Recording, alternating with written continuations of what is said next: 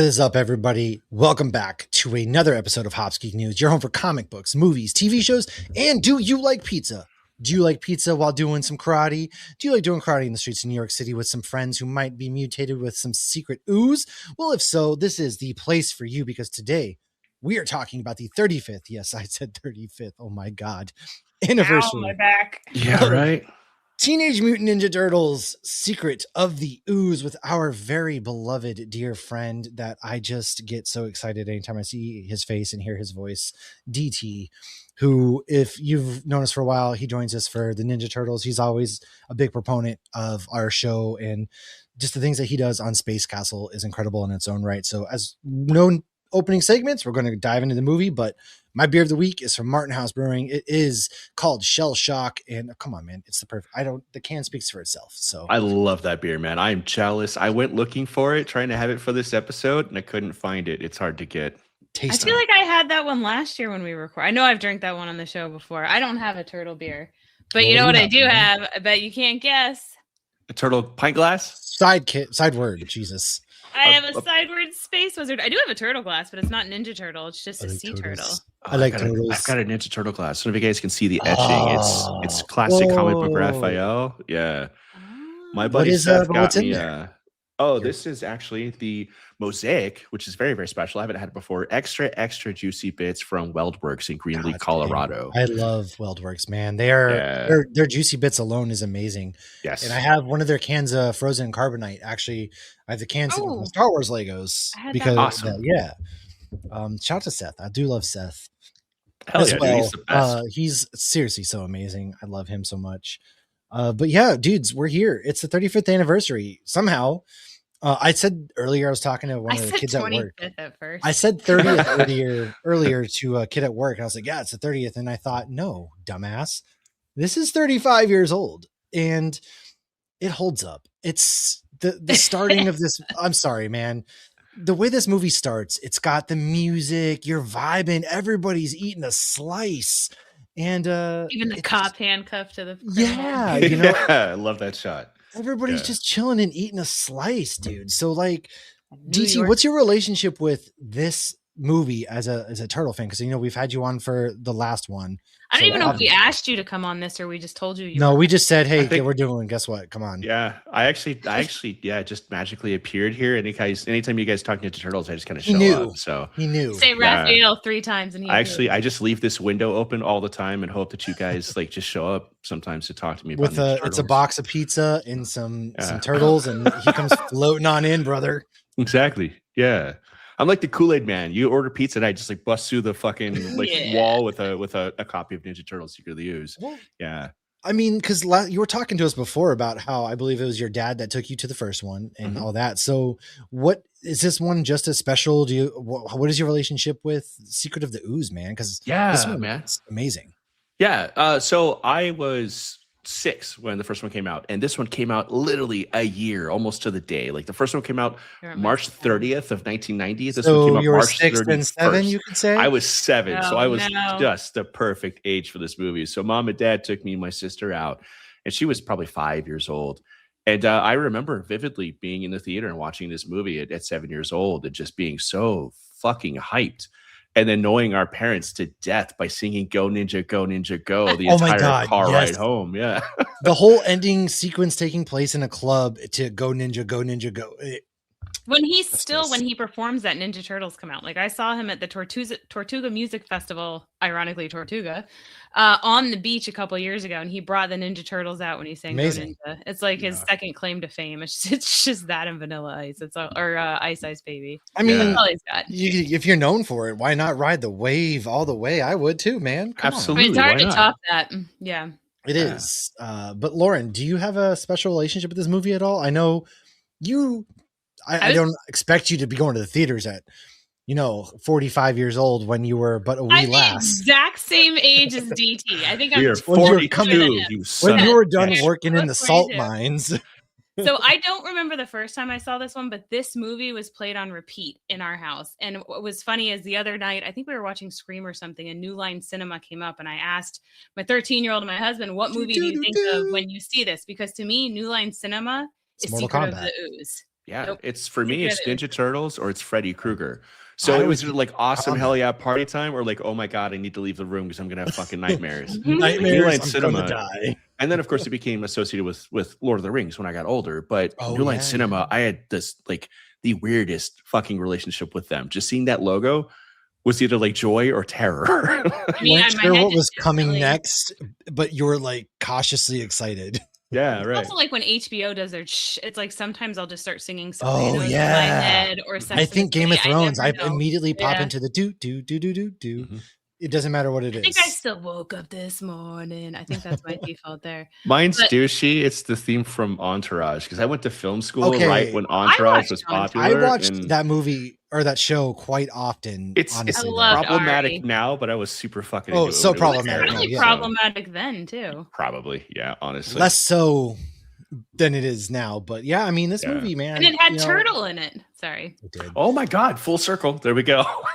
It did. But this is why you guys pay me the big bucks.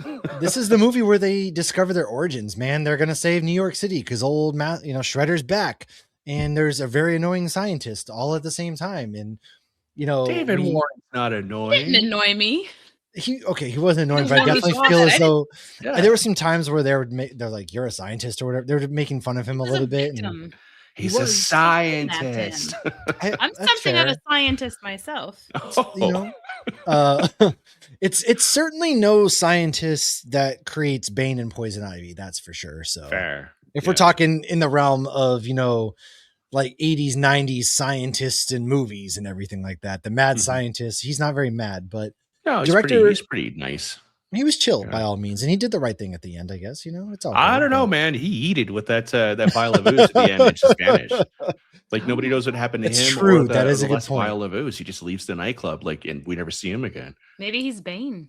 Maybe Maybe that's when he develops and turns into Absolute Bane. Maybe he Poison developed Ivy. Oh, a God. very special and unique workout routine that he marketed on VHS tapes later that year. Or maybe he became one Ivan Ooze, perhaps. Oh. All right. He so hates who directed- teenagers. Okay. Anyways, Michael Pressman, and it was written by Kevin Eastman, Peter Laird, and Todd W. Langan. It stars Paige Turco as April O'Neil, which, come on, man. That one, that was a weird, that was, we'll get jarring. into this. Yeah. David Warner as Professor Jordan Perry, Michael Sisti as Michelangelo, Leif Tilden, Donatello, Ken Scott as Raphael, Mark Caso, as Leonardo, Best Ninja Turtle. Kevin Clash as Master Splinter, Ernie Reyes Jr. as Kino, and Francois Chow as Shredder. We are in New York City in the 90s. I'm going to go through the recap real quick and we'll talk scenes. Yeah, man. Everybody is devouring pizza, man. Kino, the pizza delivery guy, goes to drop off more pizzas. He stumbles upon a lot of pantyhose wearing thieves and so he tries to be a vigilante. He holds up his own at this point, right? Like, Let's clarify that they're wearing the pantyhose on their faces. They're not just and then the guy takes it off and he's just like, I know, he's not even trying to hide. Do kids even know what pantyhose are anymore? I don't think they do. I have Did no people idea. wear I them was still? like, I never wore pantyhose. I remember when I was in like undergrad and like I had to start wearing suits and my mom's like, you have to wear pantyhose. I'm like, says who? I don't think that's a thing Why? anymore. I don't think anybody wears them. Do they? I don't- People like? Maybe I have no idea. children. So if I've anybody never seen doesn't them. know, they're essentially tights for grown women. Yeah, they're just going to your skirts, your dresses, things like that. Because God forbid you show a little leg. Well, but you used to not be able to wear pants like in court until like the 80s or some crazy Yeah. shit like that. I told So- you when Lauren was coming up, women's jobs, Ah! the kitchen. I'm the same Or- age as CT. We both remember the suffragette movement. We're good. Don't worry about it. He's the He odd was man out there here. marching for women's rights. It's okay. Thank you. I appreciate it. But Welcome. the scene is fun because he does do some fun little, he takes down the guys who take off their pantyhose I and know they're martial arts. yeah, and then a whole group shows up basically, and that's kind of that. And then turtles show up and get this fight. But to go from the pretty pizza to sweet like fight. a fun fight, a sweet And fight. as Lauren, they show talk up, to us we about get a this fight. freeze frame. I Mm-hmm. mean, come on, we don't get freeze frames like we used to. For real.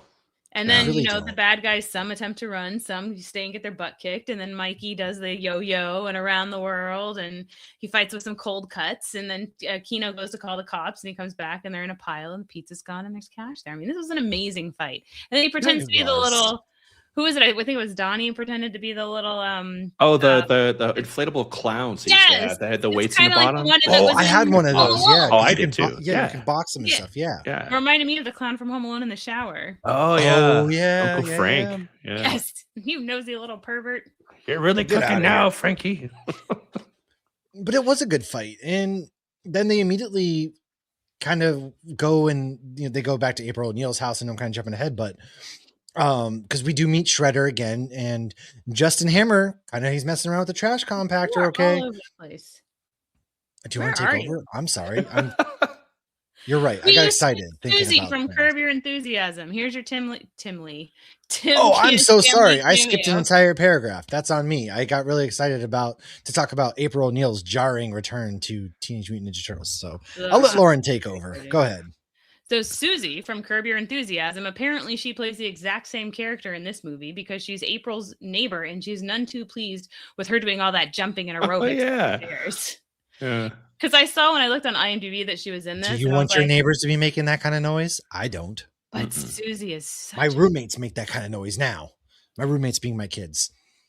Susie's a terrible human being in Curb Your Enthusiasm, and she seems to be a terrible human being in this. So, okay, what's so wrong about wanting your neighbors not to be jumping around in an apartment building in New York City that you're overpaying as is? The way she is, I can just hear her being like, I don't know, F Lauren. you, Larry. You're a horrible person, Larry. I don't know. I mean, kudos to the actress because I don't think she's like that in real life. So, all right. So April then walks around the house and she's cleaning up, but she's acting very annoyed and like their mom. Oh, this is Michelangelo's. Oh, this is Leonardo's. And they can't go back to the sewer yet because they're worried the foot will come back and get them. And then Mikey totally reenacts the first movie for us, kind of like Olaf, or what's his face from Ant-Man. Oh yeah. Okay. So enter Splinter dropping some wisdom. A true ninja is a master of all things. And then Raph rudely mocks Leonardo for saying, yes, Master Splinter. And then they both get in trouble and they have to do backflips as punishment. Now we're at the dump. Now I'd be so dead if that was my punishment, man. I can't do a backflip. I'd be dead. Well, then later Mikey fakes it and jumps. Again, your punishment in this apartment building is doing backflips. You're like a 600-pound at most, or at least turtle. I was thinking that on my recent rewatch too. It's like, holy shit, how would you like to live upstairs to like teenage ninjas who are doing like 25 backflips These turtles in a row? are heavy. No, and I'm sorry. These turtles are not light. You see those shells? Those shells alone are like 300 pounds. Absolutely. Yeah. See, I thank you, DT. Somebody here with some dang science on their side. Also, can we talk real quick about April's fucking upgrade in this movie? That is a massive goddamn apartment in Manhattan. Like that corner office job. Oh my God. That promotion she got from the first movie must have fucking paid in dividends because my God, man. That apartment, it's 2 stories. It is. It's a 2-story apartment. I've never, a beautiful view of the city. You can see the Twin Towers. Yeah, man. To be fair, movie on. rent probably wasn't what it is today, where they probably put that apartment that was 2 stories and they turned it into about 6 different apartment rooms now, in charge triple, quadruple. So maybe they live near Monica and Rachel, who was Monica. Was rent controlled? Yeah. Well, she's a reporter, but how do you guys feel about the obvious recasting of April? Because it's been something that's always been debated amongst fans, and it is very jarring at first. As a kid, I hated it. Yeah, it's really weird. As an adult, I think I still hate it. I don't like it. She doesn't really do a whole lot in this movie in general, but like she doesn't have a personality in this movie. Exactly. She's very much just sort of set dressing like she kind of was in the cartoon too. The first movie, like Judith Haig was just great, and she was feisty and she was fiery and she was angry and like she didn't take no guff, and like she was an active participant in everything that happened in that movie, and she wasn't just the sort of set dressing that they kind of rewrote the character as and kind of thrust upon Paige Turco. But Judith Haig didn't want to come back because she thought the first movie was quote unquote too violent, which I'm sure we're going to talk a lot about in this episode. So they had to recast her, and I think Paige Turco is serviceable. She's a good actress. She doesn't do anything wrong. Yeah, she's not abrasive.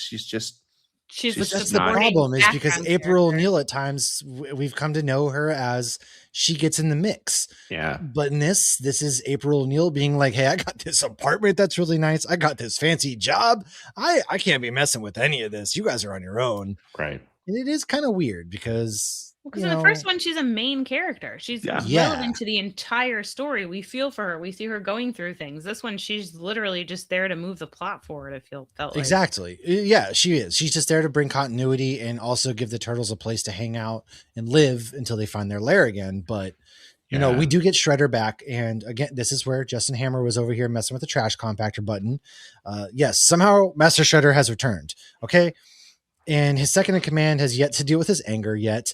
And they say that April is the key to finding the turtles. Again, she's there as a plot device, right? He wants revenge on them. Very understandable. I get it.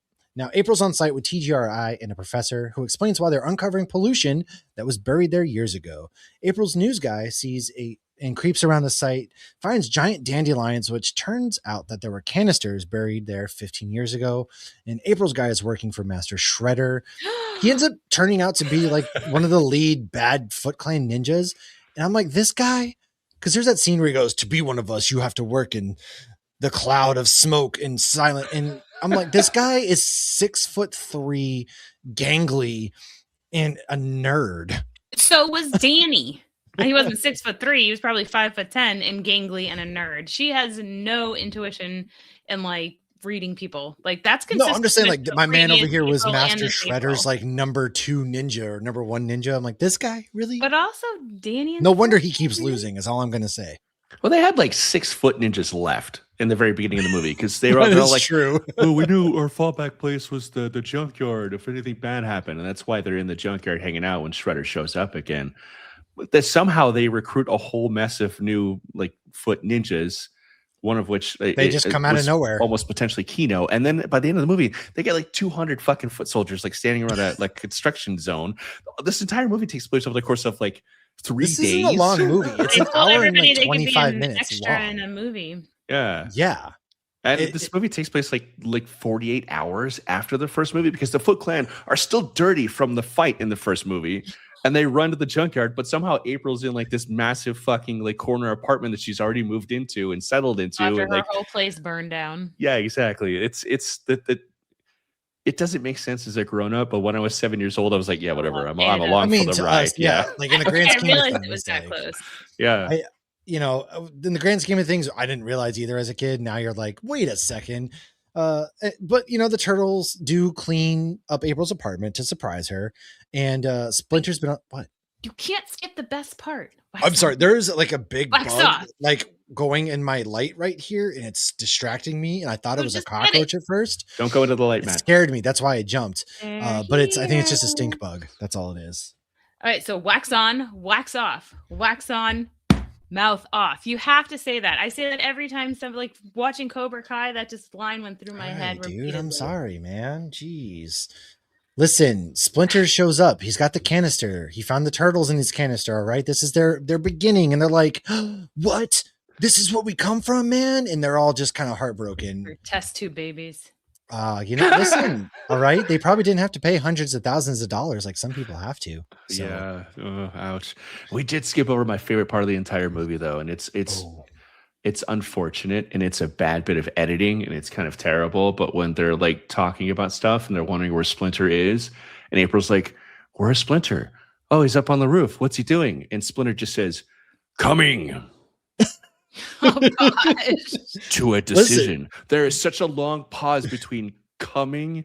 I'm sorry, but to be fair to Master Splinter, that apartment is overcrowded. Okay, right. And I'm like, damn, Splinter's just up there on the roof, just having a ball in plain view. Wow, hey, he's a single dad. He's got a single dad. That apartment complex is not big enough for all of them to live in and get privacy. Okay. Fair. Plus, Michelangelo's got that Paulina Poroskova poster on the wall all the time. Like, you're right. You're right. Poor Splinter. And not to like knock Judith at all, but I will say April in this one is much better to look at. Oh, I don't know, man. I like those redheads. But she's so conservative. Yeah. So, like, I feel like I like the first one more. We definitely know she grew up to vote a certain way. Yeah, but like. But the first one's more natural. She's more sweaty. She's more. All right, I'll give you that. Okay. She's freckly. I like freckles. She's a fiery redhead. Yeah. All right. Yeah. I'll give it to you. You're Fair. Wrong. Either way, Master Splinter has probably not gone on a single date forever, okay? He's a giant rat. How many dates is this man getting? This is New York in the 90s. Probably a lot. You should go to I've the Nutcracker. seen some of the dudes, some of you girls and women go out with. All right, I'm just saying. Now, at this point, Katsu, the angry dude, kidnaps the Ooze and the professor while the turtles sneak into TGRI. Let's do it. TGIF. No, It was Donnie, the 90s. Donnie sees on the laptop that one canister is still active. Do a little hacker man in the 90s, if you will, while the Foot Clan sneaks in with their 3 people left. And there's no luck. Now, Katsu has the very last canister. They fight over it. The bad guys win. They get to the professor. What's the Ooze going to do, man? What's it going to do? Let's find out. Well, we're going to have to take a break because the turtles, unfortunately, have to move out. April has evicted them. They're out. And She's Kino's like, at the door. "No, She you don't didn't have to evict them. leave. I know, but You guys you know, are fine here." they're out. She was like, "Oh, don't go. Oh no, I don't go, please. But Kino shows up and he's claiming to have some za, dude. She Kino didn't just order any of this busted pizza. right in. It's true. And Again, he just she has he no waltzes. personality. She doesn't even try to stop him. She doesn't even seem to care. The first April would have been like, "Excuse me." Not to mention, we are 2 days removed from the events of the first movie where April knows there are attacking ninjas out there, but she just lets Kino waltz in with this pizza. Also, we're just a couple of days removed from like the turtles like masterfully hiding from Charles in the first movie to like clumsily just jumping behind counters in this one. Like, come on. They're like, hiding underneath furniture. Right. They were like on the ceiling before. They made this one a little bit more silly, I feel like. They all wanted to get caught. Well, And it's because Ernie Reyes Jr. is fucking cool. Okay, but he is awesome. They saw his fight moves, all right? To be fair. They had to make it goofier. That was the whole thing. And we'll get to that when we get to the fun facts. But but he does see Raphael's toe. He steps on it, and the turtles come out, and then Splinter comes out and makes him pass out. And guess what? Master Splinter story time again. Have you ever seen anybody in real life pass out from shock? Like that used to happen. It used to happen as much as you would see quicksand in movies. Neither of these things have ever happened to me in real life. I thought there were going to be a lot more problems than they were. Instead, I just get irrationally angry. So I don't know why. Like Kino is like totally fine with meeting 4 giant mutant turtles that are beating the shit out of a bunch of gang members in a shopping mall. Chill, but yeah, and then the rats. Then meeting Splinter's like, nope, that's too much for me. See you later, but to guys. be fair, a giant rat. Okay, but turtles are cute. Rats. It's New York in the 90s. He was seeing 6-foot rats all the time. Splinter is the OG New York pizza rat. Judging where he probably delivers pizzas to, he probably was. Mm-hmm. You know, where he was delivering pizzas from, if we're being entirely honest. Like, yeah, I don't think it's probably there's no health codes. It's the 90s, man. I didn't see any hairnets. No. I didn't see any hairnets. You know, they are talking about the origins. They go back to the sewer as Mikey's Casablanca. You know, Casablanca says goodbye. Maybe not today. Maybe not. It's a horrible. Mikey falls in the perfect spot. Movie. Guess what? We've got a new home. His Cagney's way better. Yeah. Now at this point, the professor has created freaks for Master Shredder. They unleash the freaks. They probably don't like that term freaks. Well, they said freaks. They were like, they probably don't like the term freaks. Well, there's a snapping turtle and a wolf who are actually our background. Here has one of them. Anyways, he says they will call him Master. They go with Mama and hug him, and he's mad that they are babies. Babies. Not the Mama. Now, they're stupid. They're infants. They're pretty stupid. And Shredder wants them disposed of. Maybe they're stupid. Ooh, Shredder, a little too late to do the abortion thing, buddy. They're already born at this point. Sorry. That's so called murder. They have some useful attributes like being strong. So we got Taka and Rosa. And now the Foot Clan is recruiting. They're out there doing their thing. Kino goes undercover. Raphael helps him get in. They all get busted. And Raph tells Kino to run and get the others. Eventually, Raph is taken over. That's when Kino's like, it's Raphael. You know, he sees Shredder's back. Kino got some reinforcements. Quick aside there. I just recently bought the Arrow films 4K restoration of the entire trilogy, and I've been rewatching them. And I have never seen these movies more clearly than I have in like the last few days. Did you guys know that Michael Jai White is in line to join the Foot Clan with Kino? Is he really? He is. Black Dynamite is in his movie. I was going to say, am I supposed to know who that is? Who is Michael J? You don't know Black Dynamite. He was Spawn. Yeah, he's awesome. He's just this fantastic, he's martial artist and actor. Yeah, he wasn't he was supposed to be Bronze Tiger. That's who he was in the Arrowverse. Yeah, Lauren, you know him as Bronze Tiger in Stephen Amell's Arrowverse. Oh, okay. Yeah, that's him. He's a masterful martial artist. I had no idea he was in it. Yeah, oh, cool. I didn't either. 12 hours ago when I watched this movie in 4K. Also, oh my God, the scene where they're watching April O'Neil interview Professor Perry. Michelangelo's not eating a churro. He's eating like a fucking Toblerone. I've never seen this movie as clearly. I've watched candy it. bar. It's amazing what modern technology can do for these movies, where you can vividly see. Well, he everything also like you hear like a crack or something, don't you? Well, you I always thought it was a churro. Like churros are soft. But I've only ever seen churros are kind of crunchy on the VHS outside and DVD, and I've seen it in 4K now, and like it's expanded my consciousness. You've never seen. I ended up paying to rent it. I was not about. I paid to rent it too. Through our DVDs. Well, I had it on DVD, but I was at work, and then I tried to use my Plex account, but my Plex account kept freezing, and so I just said, Amazon, God dang it, here's $3.49. Let me watch this movie. Secret of the Ooze deserves it. Yeah, you know what? I'm still paying. If I'm going to throw money towards anything, I'm glad it's the Ninja Turtles. I think our VHS probably broke. We watched it so much. Yeah, well, you know, in the movie though, back to the movie with speaking of 4K, guess what? They're about to become turtle kebabs because this whole thing was a trap until Master Splinter is a master on. I was thinking Robin Hood, but this dude is Green Arrow, Hawkeye. And he says cowabunga. He does. He goes cowabunga in just such a cool way, dude. Master Splinter's got the Riz. He's so cool. That's what I'm saying, man. He gets dates. This man 100%. Definitely goes on dates. He has so much Riz, he would never say Riz. Cowabunga, boom, and nails with the bow and arrow. Okay, because the bigger they are, the more bones they break. All right. Big whole thing fights. That's when Mikey finds the sewer. They then escape with the professor. He's like, now a sewer. What do you call it? Manhole or whatever? Oh, yeah. They bring the professor back to their new home, and good for them. They found the one sewer in New York City that still has electricity, I guess. But, you know, the professor's very excited about the turtles because they're all intellectual beings. Skipped my Winnie the Pooh line.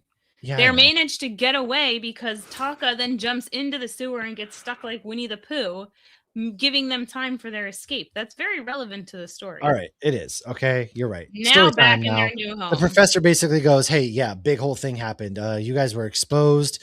Lots of big mistakes. Sorry about these canisters. Yikes. A lot of people are created because of big mistakes. You're not the only one. It happens. New Year's Eve, a very science, you know, it happens, okay? So Shredder then lets his little infant creatures go out and destroy parts of the city. While the news and cops are out, April's new camera guy grabs her in the foot attire and tells her he's got a message for her friends. He's going to send Taka and Razor into Central Park next time, unless the turtles meet him. And the professor then, light bulb, idea. That would have been a great sequel. I gotta say, Taka and Razor are going to Central Park in New York City in the 90s. Taka and Razor probably would have got fucked up. I'm just going to point out that it's the 90s. Toker and Razor going to Central Park. Could survive. Thank you. I was about to point out. You would have run into the pigeon lady, and the pigeon lady would have like fucked him up. Yeah. You guys are reading my mind because I was literally about to say these two. The turtles are going to get there. It ain't much better in here. You're going to see the pigeon lady have already taken these two out, or Kevin McAllister's evil ass has taken them out, and the turtles are going to show up and be like, "Oh, well, okay then," because the 90s Central Park, bad time. All right, they told the Taka and Razor to have fun, and so they probably would have had fun. They weren't gonna have fun, but they probably might not have been in a violent way. It probably would have been like, "Oh, they're gonna feed the birds." You know, they're gonna do all these fun things. Mm-hmm. Well, did you know that song, like an Enchanted? The professor was going to make a cool anecdote, and it's going to be in a big Bart Simpson glass, and they just have to get them to drink it. Which is funny. 35 years later, there's still new. Is Schwarzenegger hard to spell? By the way, is that? When he said that, I tried to spell it and then came to the conclusion that I cannot spell Schwarzenegger. So you proved Michelangelo correct. I did. They do put the new ooze in the donuts. It's an ancient ritual of a pre-fight donut. If it doesn't work, a fight ensues. Or it doesn't work. I love how Shredder's just like, sure, let them eat these donuts for this pre-fight ritual. There's definitely nothing going on here. Master Shredder's like, all right, I've been gone for all of 24 hours. Maybe something has changed. All right. Shredder's like, no, the traditional pre-fight donut. We did that in Japan too. 100%. Yeah. Right. I knew that. Like, hand me one, bros. This takes us to, the Vanilla Ice fight. Okay. It's a whole thing. Everyone's fighting. There's hostages taken. There's people that are like, this is the best night ever because they're watching Ninja Turtles fight to go ninja, go. It's Green Machine gonna rock the town without being seen. Have you ever seen Turtle get down? Yeah. Go ninja, go. Listen. There's our copyright infringement. cocaine's a hell of a drug.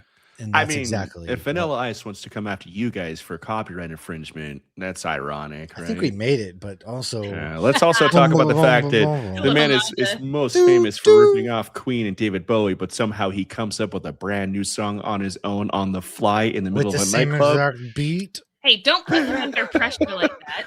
Oh, interesting. Yes. So Kino gets involved. Shredder's taking hostages now. Kino knocks her out of his hands. A speaker blows Shredder away. Taka and Razor are officially regular animals again. Everything's over. Nice. Cowabunga, dudes. And there's a fist in the air that's through a dock, revealing that Shredder has drank the last vial of the mini ooze. Yeah, one mini vial on him. Super Shredder. He starts knocking the deck down. He takes himself out somehow, but the turtles also become masters of the environment. Head to the water because, the turtles, dude. And that's the end of Shredder. Boom. Everything's done. April thinks the turtles on air. That. A deck fell on top of him. Pieces of wood. Yeah. He survived being crushed in the back of a garbage can in the first movie, though, allegedly. I'm not buying it. No. Yeah. So that's how this one kind of wraps up. Also, how did the ooze mutate his armor? I was wondering that too. I go, oh wow, great. So it works on organic and non-organic material. Wait, this is very good for science. Mm-hmm. The Professor Perry should have been taking notes. Maybe that's where he is. He's taking that last canister of ooze and he's testing it on different materials. It's exactly what he's doing. Yeah. Well, there's no way a deck took him out. Did you mention Splinter's last making his funny? What? He made another funny. What was this funny? So April then thanks the turtles on air in a note from the professor. Splinter asks the turtles, were you seen? And they're like, no. And then Splinter shows them a newspaper of them at Vanilla Ice's party. Because they print newspapers at 9:00 at night on the weekends. Listen, it's in the 90s. They're like showing up right away. Splinter gets one delivered in the sewer somehow. Like, what do we have? I was just going to say maybe it was Ben Urich. They would have had that out there for one. Number two, Splinter definitely seems like the type to get, newspapers delivered, because what else is he doing besides absolutely sniping? The sewer and he's probably sniping somebody's face inside the newspaper. I don't know. It's target practice. Right. He's got to read. I don't know. Okay. So Splinter holds it up and then he's like, oh, they got to go do their backflips. And of course it freeze frames on their backflip as Splinter says, go ninja, go ninja. And then he goes, I made another funny. But like that's the song of this entire movie for me, first and foremost. The song of the entire 90s. This was the best song of the entire movie. Like, of course, come on. It makes me want to try to do backflips. I'll break my neck, but I'll try. I can do one in the pool underwater. There you go. Already underwater. I can't even do one on a trampoline. I'm too dang tall, man. I'm not doing a backflip. I said underwater. That just means you swim backwards. I know. I can do a handstand in water. I'm pretty cool. No big deal. But yeah, dudes, okay, so DT, you're 7 years old. You just watched the sequel to one of your favorite movies of all time. Mm-hmm. Did it live up in your mind to 7-year-old DT and current day DT with the 4K restoration? Yeah. So as a kid, I immediately loved it. It was Ninja Turtles. I was 7 years old. It was it was literally a year after the first movie came out, which back when we would get sequels, right away, and not 4 to 6 years after. Matt they didn't have to do all the CGI and they didn't cast Robert Pattinson. Well, to be fair, it takes Robert Pattinson 4 to 6 years to walk from point A to point B. So, but as a kid, April O'Neil being recast was a little bit jarring. Donatello looking and sounding totally different was a little bit jarring. That was weird, I still loved the movie. I still do love the movie. I do too. Man. As an adult, there's an obvious tonal shift from the first movie. And as an adult, I know why and how it happens. But as a kid, I was so ingrained and involved with the cartoon and the action figures that the second movie being more in line with a cartoon just played to my sensibilities as a kid. So it made sense to me as a kid. As an adult, it's you can see parents complained the first movie was too violent. Golden Harvest and New Line Cinema, they freaked out that they thought the movie was too dark and too violent. People quit the sequel because they didn't want to be in a movie that was that violent. Michelangelo doesn't use nunchucks. Nobody uses any weapons aside from Donatello in the very end. Thank you. It's a totally different animal from the first movie because by that time, the Turtles had just exploded. Like they were able to make that first movie under the radar before the massive popularity really started and get away with a lot of stuff. And by the time Secret of Ooze was greenlit, like they were just out to make a movie to just appeal to kids and nobody else, to get all those parents' dollars and make something that was in line with the cartoon, which I understand. I'm so glad though you brought up the fact that there are no weapons used, because that feels sacrilegious. Knowing that the turtles, April used one, yeah, but each ninja just a gag though. Yeah, like it's terrible. Part of who they are, though. That's what's crazy, because that's literally part of their character. Is each one? That's how you can tell them has apart. A color and a weapon. Yeah, thank you. And so it is very sacrilegious to be like, oh, they don't. And then the complaint then of it's too violent compared to what we allow the youth to get away with watching now. So watching the movie in 4K, I noticed something else. Michelangelo never actually has nunchucks at all. They have like blocks of wood in holsters on his belt. So the only time he comes close is the combat cold cuts in the opening fight in the shopping mall. So it's like when Deadpool goes to Disneyland and he has chimichangas in his right, holsters. Exactly. But even overseas, they had to cut out the combat cold cut scene because it was still too close to nunchucks for those audiences. Can you see my fun facts, DT? You're ruining what's coming. Oh shit! I'm so. I'm living turtle fun facts. Stop going. I know. I don't know why I looked these up when you were coming on. That was stupid. Ignore that. That's a waste of my time. No, I agree, but honestly, like as a kid, being 6 and then turning the age of 7, because I refuse to say those numbers together. Lauren was 6, then she was 7. This was my favorite of the trilogy because I think it was the most fun. I always loved the first one too, and I always completely forgot about the third one. Maybe we'll revisit that next year. I have not watched that one since the 90s. Is it the 35th anniversary of that one next year too? I don't know. I think I literally watched that one once and never again. I think that was going to say 91 or 92. 3 ninjas rather than doing Ninja Turtles 3. Oh my god, I am so down for 3 ninjas. I love 3 ninjas. I watched that movie. Like I have a 3 ninjas T-shirt in my closet. No joke. I love that movie. That or Beverly Hills Ninja, man. I love that one too. Yeah. That's a good one. Or Surf Ninjas with Ernie Reyes Jr. Yes. I don't know, man. It's just, I do like that the beginning of this movie, they did shout out Jim Henson, though, by the way. That was a touching tribute to start the movie, because obviously it was the creature shop that designed all the animatronics, which, listen, man. Wow. Actually, that goes into, go ahead and finish your thought, and then we can jump into fun facts. I don't have thoughts. Oh, you have no thoughts. Okay. I always have thoughts. I was just saying, like, but you're a thoughtful person. I'm just saying, it was an homage to the company, okay? So that's what happened. Well, my name is DTRI, like TGR. I saw that too right after we started. Dang, I didn't have enough time to think of anything clever. Dang. I know. I quickly all the easy ones. Master Splinter. But so also going to the violence, though, it's like that's more reason why we need Ronin, like the last Ronin. Like our generation canceled that too, which sucks. They're saying it's still going to happen. Oh my god! If somebody figures out a way to make it happen, that'd be amazing. But I don't see Paramount making that movie. Please. No. Paramount, no. Is Michael Bay allowed to touch anything legally anymore? Himself, maybe. I mean, probably all he should be allowed to touch. Okay, maybe not even that. So, Secret of the Ooze. So the title was supposed to be more relevant than it was, because it was supposed to be revealed that the Ooze was from the alien race Outram, like in the comics. Professor Perry was supposed to be Outram. And of course, you mentioned Corey Feldman not being there. Unfortunately, this was back when he was having issues with substance abuse and whatnot, and he was in that rehab, and so that's why he he seems to be doing good now, so that's, I think, awesome. Maybe not. Listen, he's living his best life on the stage. Okay? Yeah, that's totally fair. Okay? Yeah. Listen, I mean, if he played Denver, I would go see Corey Feldman. He's at Comic-Con. I saw him at MegaCon, I think, last year, actually, or something. Is he coming next year? A bunch of the Goonies are going to be there. I don't think he's on the list, though, for this one, which kind of sucks, because if he was on it, I probably would overpay to get a cast shot with the Goonies just because he's there. Well, I watched Goonies with Logan recently, and when he's like interpreting for the cleaning lady because he speaks fluent Spanish and he's saying everything inappropriate, Logan's like, "That's not what she said," and I was like, "Oh god, shouldn't have taught you to read." Rip.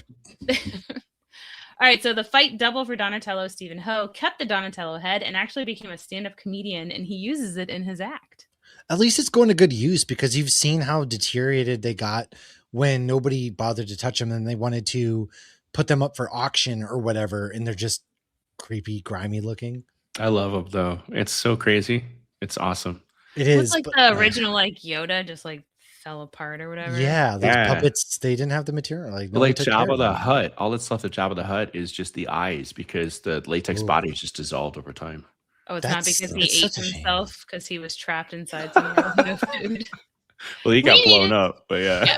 We need to do Spaceballs right before the second one comes out. 100%. We have to totally. do Spaceballs. Oh man. All right, DT's coming We on for that do. one too. I need We someone do. my age. Somebody that was alive during that movie's release. Yes. Yeah. All right, so after the darkness of the first movie, we were literally just talking about this. The weapons weren't used in this. Yeah, and you know what? Bane was born out of the dark. Not a single Looks weapon in better. sight. Just a couple. Just a bunch of bros being dudes, man. This is also why somebody very important is missing. Casey Jones. Yeah. I do miss Casey Jones in this movie a lot. It's probably more egregious than the April O'Neil casting to do nothing in this movie. Because Casey was such a badass in the first one. He became part of the team, man, and then they just don't even mention him. Like he's not even a footnote, and haha. Not even mentioned in passing. Nothing for the Me Too movement because he very much so said some inappropriate things in the first. Listen, again, the '90s. It was the '90s, New York City. All right, he pays the price Like, for it though. Like he tries to like catcall April and give her like puts him in inappropriate his nicknames, place. and she's like, "No, fuck, no, bro." but they don't even Right. 2 days after everything. April They don't wouldn't even have done mention Right. Casey Jones. It's literally like a couple days after the first movie, and Casey's just off the face of the earth. Like he it's just wild. completely never talks to them again. Doesn't even come over for a slice. Nothing. Maybe Just it's not like there at a all. an Iron Man movie right after Avengers. I mean, it's just you're trying to just deal with it on your own. You don't want to have to call everybody for everything single thing. That's why Iron Man 3 sucks. I said an Iron Man movie. I didn't specify. I guess Iron Man 3 was right after. That's why Iron Man sucks. In Avengers. the third movie. Oh, I Not thought the you meant second Iron movie. Man in general. No, I have an Iron Man helmet right there that I have to still figure making, but no, that's why Iron Man 3 is. Anyways, we're not here to talk about Iron Man. I'm gonna get Oliver a Dora the Explorer watch to wear with that Iron Man helmet. Was it Dora? We're connected. Okay. I don't know. All right. Ernie Reyes Jr. was Donatello's fight double in the first movie. Producers loved him so much that they actually created the role of Kino for him. I love him too. He could replace the ultra-violent Casey Jones. So he's Casey Jones. Yes, let's replace the ultra-violent Casey Jones with a young martial artist who beats the shit out of a bunch of dudes. For not even that, but he was also like sweaty and he doesn't hit on April. Okay, Lauren, do the fun fact about Toka and Reza replacing Bebop and Rocksteady next. Oh, did I put that in here? Is it on your list? It should be. It's not. Well, that's why they weren't in it, was because they were too violent. No. So you want me to do the fun fact for this one? Yes, please. Yeah, go for it. So Kevin Eastman and Peter Laird, especially Peter Laird, did not love Rocksteady and Bebop because they were creations for the cartoon. They thought they were too boring and one note and too childish. So they decided they were going to replace them and expand the franchise by adding in Toka and Razar, which ended up being kind of boring and kind of one note and kind of stupid. But they were very adamant about not having Rocksteady and Bebop, which is kind of a shame because I still love Rocksteady and Bebop. Well, their names I remembered, and I did not remember Talk on Razor till I rewatched this. But Rocksteady and because Bebop, Rocksteady and Bebop are staples of the Teenage Mutant Ninja Turtles, like I guess that's why franchise. Lore. Like, come on. But I mean, I haven't watched anything with them in it in so long, but those were the names that I remembered in my head. Yeah. Well, they're like I've only watched. They're like Bulk and Skull when you think of Power Rangers. You know that duo. It's just they are a staple of the Mount Rushmore, if you will, of that franchise. And so I get it. Sometimes as creators, you want to do something different, but it doesn't always pan out, man. No matter how much you do well for the whole property, sometimes you make bad decisions, and this is definitely one of those bad decisions. But man, I would just kill to see what Jim Henson Studios would have done with Rocksteady and Bebop and a potential Utrom. That would have been amazing, dude. We could have got it properly and without this CGI garbage. So that's the other thing is the suits continue to hold up for me in this movie and are still like one of the best parts. Oh, Toka and Reza are amazing achievements technically. Yeah, like, they're beautiful creatures. They're awesome. So are the turtles, obviously. Right, and so like to take that away and throw the CGI slop at us that is very ugly and creepy. Yeah. It really does. You do lose a lot of that, I feel, because they're in these suits that you can't emote, you can't do things. but I still feel so much more emotion out of these rubber suits than I have ever gotten in any CGI bullcrap that the turtles have been in. There's just a tangibility to it. Is what it is. Yeah. And it just looks more realistic, and they seem more, it sounds funny to say, but they seem more human. Yeah. And it's not jarring in the scenes when they're fighting, because then you're going to see a lot, especially with how good 4K and other technology is. The CGI looks worse, but that's just because like our technology has gotten so crisp and better that it's going to show those inconsistencies. Where if you have things like Lord of the Rings, that's why it holds up. It's practical. Jurassic Park, practical. When you have things like this that still look great when we restore them so much later down the line, it's because of the practicality of it all. You know, it is. Bale, Batman, yeah. Well, so speaking of Jim Henson, though, so the Creature Shop was the studio that designed the animatronics that we were talking about. Oh wow, and, exactly, I just referenced you. As an homage to the company, the director actually decided to use the front of the building as the front for April's new apartment. Oh, wow. So April not only was somehow living in a very rich apartment, she got the Henson Creature Shop apartment. Wow. Yep. And the movie was in 2 days. That's good for her. All right. I wish we could all fall up as fast as she does. By the way, Kevin Nash was the wrestler. You know, Kevin Nash was the wrestler. He was the wrestler. Big Daddy Diesel. Big sexy, if you will. Yeah, not only was he the Russian in The Punisher, which I just watched the other day for the first time. I need to rewatch that. You made me want to rewatch it. That movie. I never watched the other one.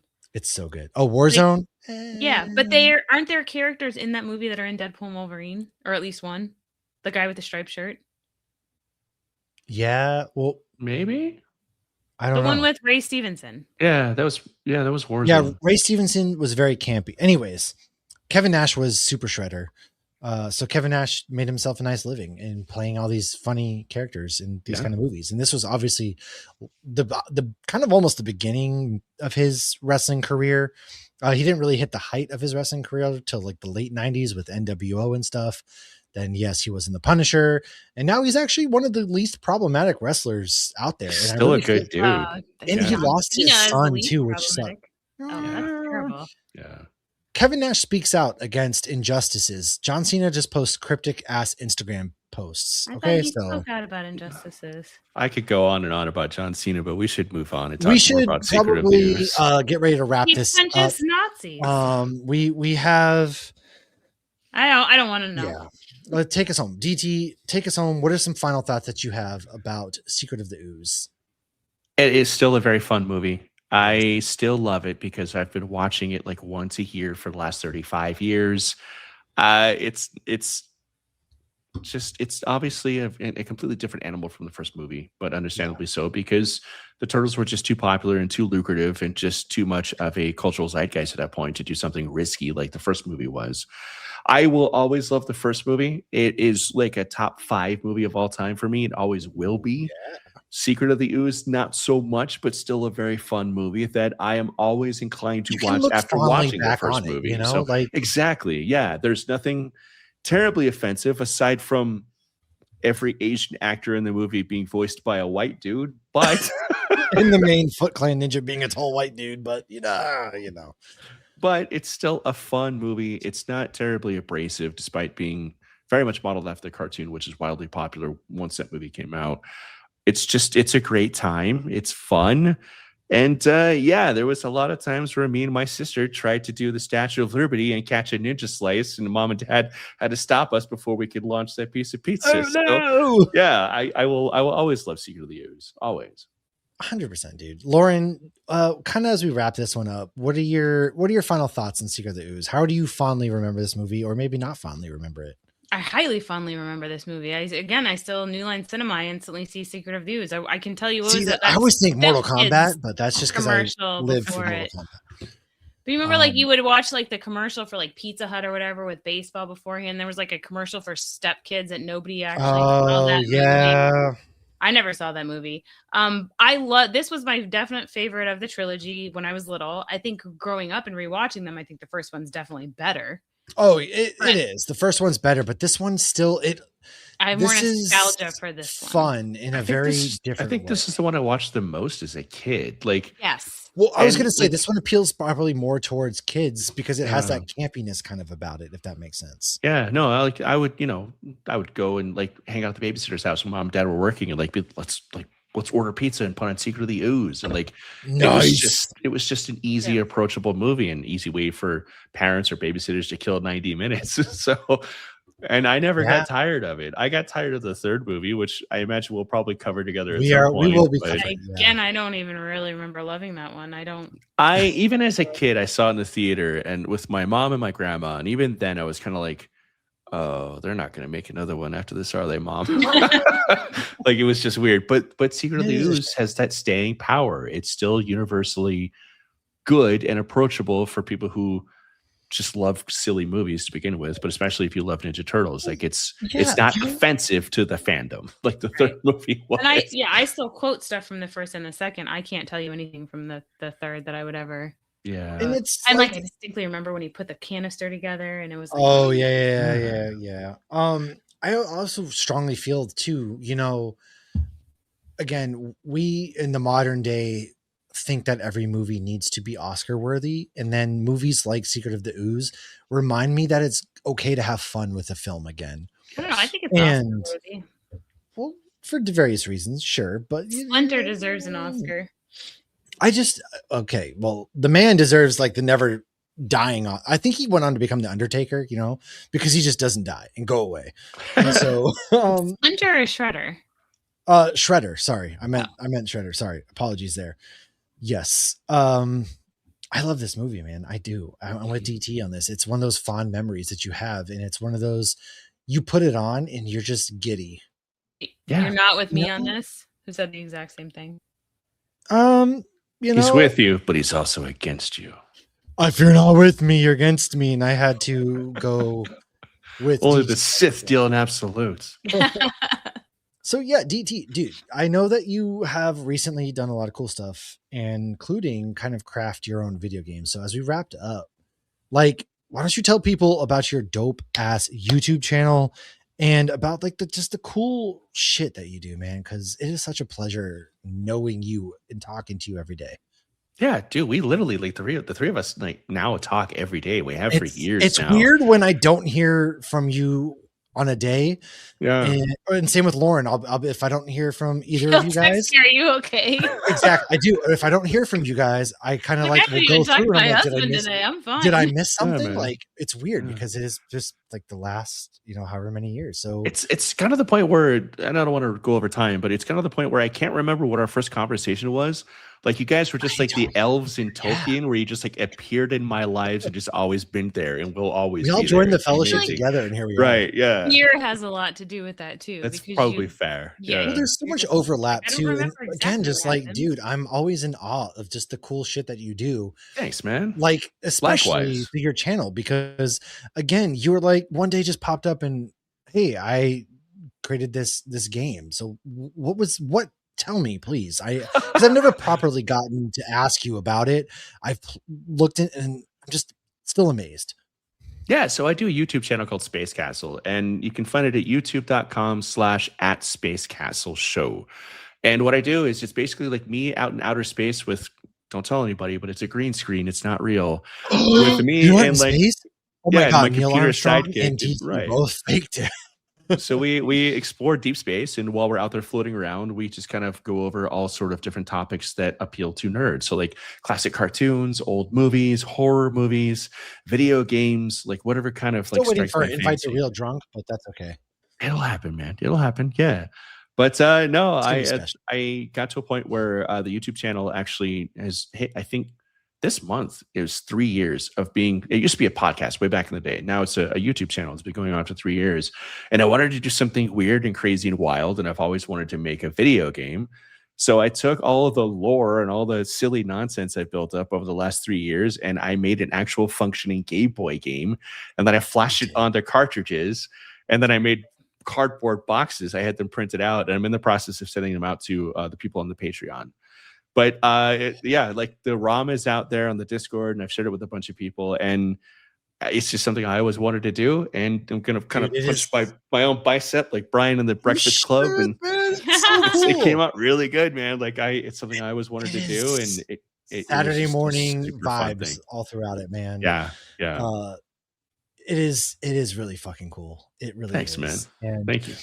For anybody who might not like joining, especially the Discord, there's so many great people in there, and the things that you do and talk to, it's there's so much overlap, but that's what I love is we're in each other's lives so much. So thank you again for just hanging out with us, man. As always, having a beer.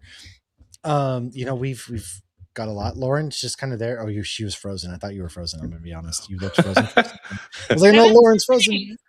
Yeah, no, it's special. So thanks for making this a tradition and being a part of our lives every single day and getting to chat some really fucking awesome movies. Likewise, man. Let's never Casey Jones each other, okay? Let's not like eat each other out of our lives. I'm gonna call the cops. I'm not waiting for that. They must be gone for 24 hours. Yeah, we were gonna meet up, but DT decided to go to New York City when I go to MegaCon, which we have an extra ticket for. Colorado. Oh, we do. We do. DT, we also have an extra ticket for MegaCon, but we do need to go to Colorado. I'm going to be in New York City. I'm going to be in the home city of the Turtles for the first time in my life. True.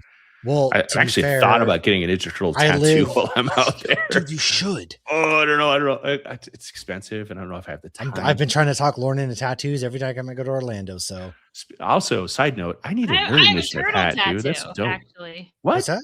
I have a turtle. It's not a Ninja Turtle. It's just a turtle tattoo. I really valid. Lauren's gonna get a Wolverine one. I'm gonna get a Daredevil one at this con because it's our first cosplay. So that's awesome. Oh, I've seen that before. Yeah, the shell's a hop. So it's a hop turtle. Lauren, you need to get the Wolverine knuckles tattooed on the backs of your hands. I can't do another Logan tattoo because Brielle already thinks this is for my son because it's a nod to my husband wanted to name Logan Ocean Joe, and I was like, "What is he going to live on the beach and like sell surfboards?"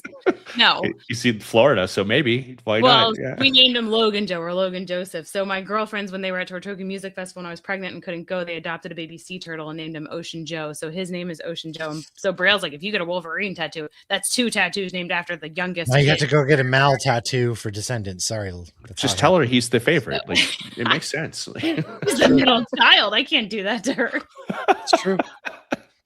It is going to give her Jan Brady syndrome. Yeah. Oh, 100%. Kaylee. Yes. She says we are going to meet up. We will make it happen. DG's going to stop ducking me. But unfortunately, folks, we are out of time. We're going to get Ninja Turtle tattoos. I'm getting Leo. I'm getting Oh, damn it. Fine.